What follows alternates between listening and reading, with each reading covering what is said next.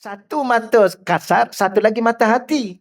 Jadi sebagaimana mata ni boleh melihat sebab ada cahaya, mata hati kita juga boleh melihat dengan cahaya. Cahaya apa? Cahaya iman. Ya, rahsia-rahsia hati. Hati ni satu, kita nak kata apa ya, organ ke? Bukan hati yang seketul tu, tapi kalau hati yang seketul tu namanya organ lah. Tapi kalau hati yang satu lagi tu, hati sanubari tu, hati apa? Hati yang halus tu, yang tu salah satu daripada unsur manusia. Kalau hati yang pam darah tu, yang jantung tu, yang tu organ lah, betul ya? Salah satu organ. Tapi yang kita bincang ni bukan hati yang tu. Ingat lagi ya, yang awal-awal dulu kita baca ni. Yang kita duk jelaskan ni, bukan hati yang seketul tu. Hati yang dinamakan latifah rabbaniyah. Hati yang halus, hati yang seni. Hati yang bersifat dengan kerohanian. Yang tu yang kita nak baca. Dan di situ, segala rahsia Allah simpan. Baik, kita baca di sini. Hati manusia yang dijadikan oleh Allah Ta'ala adalah terlalu seni dan penuh dengan kerahsiaan. Dalam tulisan mengenai hati, Al-Arif Billah Imam Ibn Ata'illah Skandari mengatakan, tempat terbitnya berbagai cahaya. Ialah, itu adalah hati dan rahsia-rahsianya. Ya, tempat terbit berbagai cahaya itu adalah hati dan rahsia-rahsianya. Di hati, baik kita baca sikit lagi. Cahaya apa di antaranya Allah letak kat hati ni? Cahaya ilmu, cahaya makrifah, cahaya tauhid, ya, cahaya iman dan segalanya. Tempat terbit dan memancarnya ada di dalam hati orang-orang yang makrifah dan di dalam rahsia-rahsia mereka, di dalam jiwa mereka. Itu maksud dia. Jadi di sini ni Allah letak berbagai-bagai cahaya, cahaya iman. Banyak kali kita ulang ya. Sekarang ni kita berada dalam cahaya ni. Bila mana kita berada dalam cahaya, dengan cahaya inilah kita apa? Kita nampak. Nampak apa? Nampak semua. Jadi begitulah sifat. Kenapa nampak? Sebab kita nak bagi tahu bahawa salah satu keperluan kita ni adalah cahaya. Keperluan hidup ni cahaya. Kenapa? Kerana kita ada mata. Mata ni dia boleh melihat bukan sekadar dengan mata tau. Dia boleh melihat dengan sebab ada cahaya. Dia ada dua sebenarnya. Mata ni dia tak boleh melihat kecuali kena ada dua. Satu, ada penglihatan. Yang kedua, ada cahaya. Kalau mata sekadar ada mata saja, tak ada penglihatan, yang tu buta. Sebab tu kalau kita tanya orang buta ada mata tak? Ada. Tapi kenapa dia buta? Sebab dia tidak ada penglihatan. Yang kita ni pula, yang ada penglihatan ni, kadang-kadang tak nampak. Betul ya? Ke selalu nampak? Tak nampak. Sebab apa? Salah satu punca tak nampak, sebab malam yang gelap, yang tak ada cahaya. Jadi sebab apa kita boleh nampak? Pertama ada penglihatan, yang kedua ada cahaya. Okey, selesai. Persoalannya ialah, kita ni ada dua jenis mata. Satu mata kasar, satu lagi mata hati. Jadi sebagaimana mata ni boleh melihat sebab ada cahaya, mata hati kita juga boleh melihat dengan cahaya. Cahaya apa? Cahaya iman. Jadi iman yang ada dalam hati kita tu dalam bentuk cahaya. Dengan sebab itulah kita nampak. Setelah tuan-tuan beriman, puan-puan beriman, tuan-tuan dan puan-puan nampak apa? Nampak akhirat. Betul ya?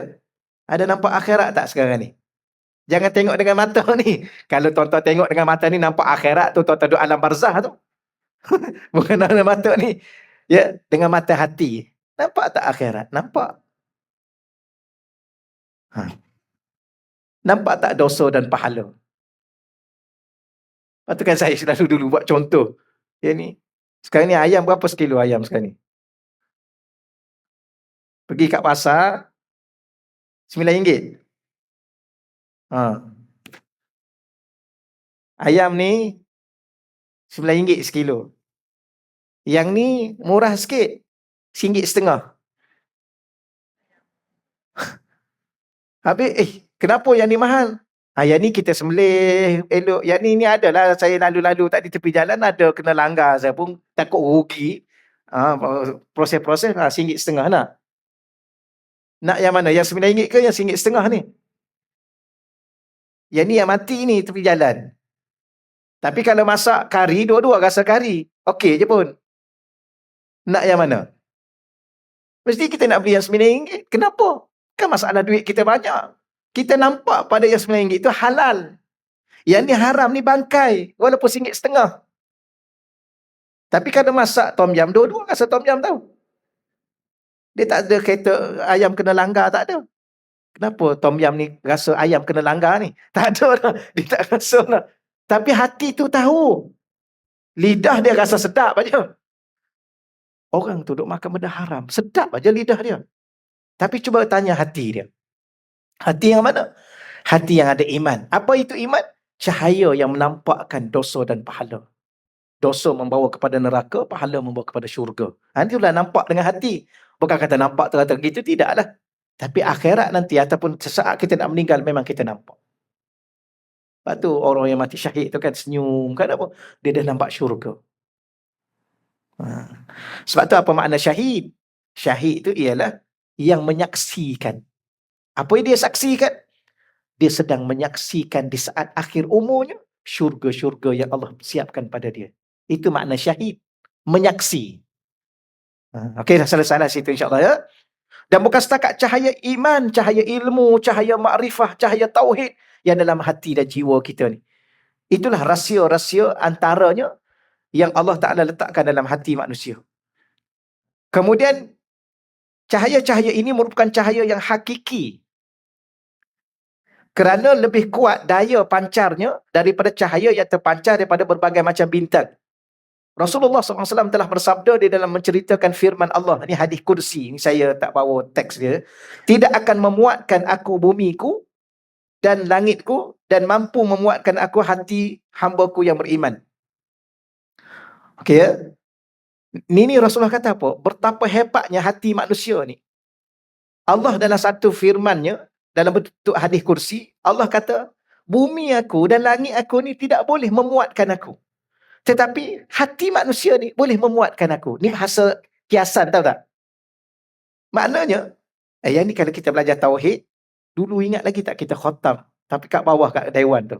Ada satu kitab tauhid yang kita baca tu. Tauhid amali. Tauhid secara praktikal dengan hati. Salah satu daripada apa yang kita belajar, Allah tu di hati orang yang beriman. Dalam bentuk apa? Kepercayaan, rasa kewujudan, rasa kebesaran. Maknanya apa? Bumi dan langit itu tak mampu nak menanggung Allah. Tapi kita betapa hebatnya hati manusia ni boleh kalau kita nak kata bahasa ringkas, minta maaf tuan-tuan sekalian, jangan salah faham dengan bahasa ni. Allah ada di hati kita. Ya, di mana Allah? Di hati orang beriman. Bagaimana? Dalam bentuk keimanan, kepercayaan, keyakinan. Itu maksud dia. Saya bawa contoh yang lain lagi mudah nak faham. Ada satu ayat Quran surah Al-Hashr yang tuan-tuan duk amal duk baca pagi petang tu. Lau anzalna hadzal Qur'ana ala jabalin la ra'aitahu khashian mutasaddian min khasyatillah. Apa maksud dia? Ya, lau anzalna, kalau kami turunkan Al-Quran ni ke atas gunung ganang tu, nescaya gunung ganang tu apa? Akan ranap, tunduk. Kenapa? Tak mampu menanggungnya kerana gerun dan takut pada Allah. Maknanya gunung ganang yang besar-besar kita tengok tu, Quran turun, ranap dia. Tapi hebatnya manusia ni, walaupun sekedir ini, 30 juzuk Quran dalam dada dia, dalam hati dia. Itu rahsia hati. Walaupun bukan kita lah, tapi kita tengok, dia ni baru umur 15, baru umur 10 tahun, 30 juzuk dalam dada dia. Kita ni mungkinlah, wallahualam tak tahulah kenapa silap kita di mana. Ya, Quran ada 30 surah ke apa?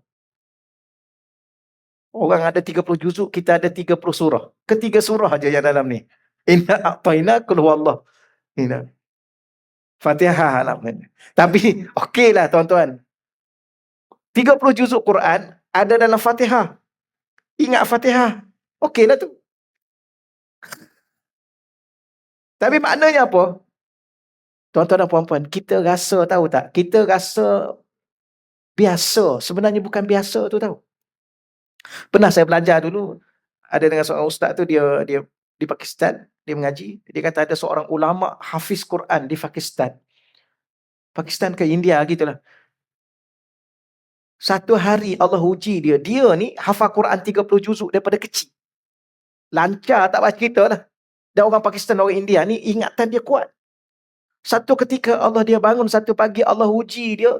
Semua 30 juzuk Quran termasuklah Al-Fatihah tu lenyap daripada ingatan dia. Wallahualam apa benda yang dia buat tu tak tahulah. Mungkin Allah nak uji dia. Akhir sekali dia menangis, dia menangis, dia menangis. Akhir sekali dia minta apa? Dia kata, wahai Allah, kalau kamu tak nak kembalikan, ya, kembalikan 30 juzuk, kembalikan surah Fatihah, itu pun sudah bermakna dah. Oh, rupa-rupa maknanya ni orang pengalaman yang 30 juzuk dalam dada dia. Akhir sekali, rupa-rupanya surah Fatihah yang ada dalam dada kita itu pun sudah cukup dah. Mahal nilai dia di saat lupa segala-galanya.